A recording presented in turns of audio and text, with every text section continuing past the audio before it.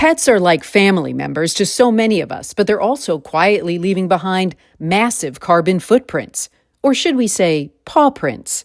You know, it's probably more than we think. A big part of it is like picking up the dog waste. According to a 2022 study, all that dog poop goes into approximately 3/4 to 1.2 million tons of global dog poop bags disposed of annually.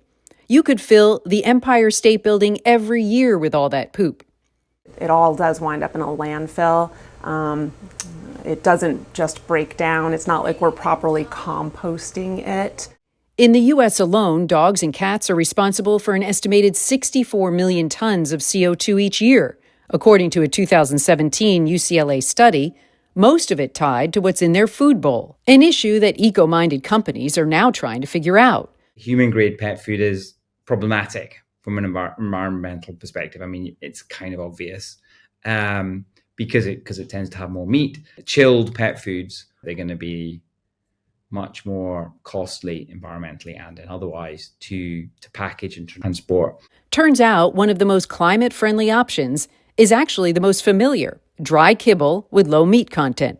With new technology and research, that kibble can now be made with a better source of protein, insects. Now that I have your attention, we're not talking about just any insects. It's not like they're pulling ants or cockroaches off the street. These food companies are using very specific insects. I mean, your first thought is like, ew, but at the same time, insects provide a really solid source of protein. They would tolerate it actually very well, just like it's well tolerated by human beings.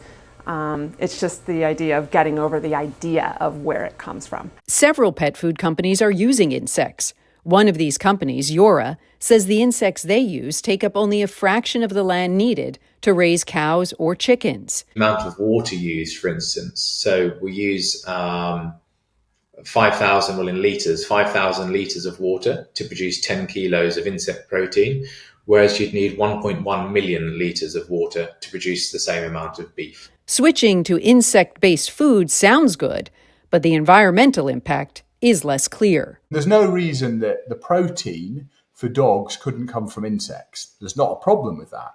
The question is, environmentally, is it necessarily better?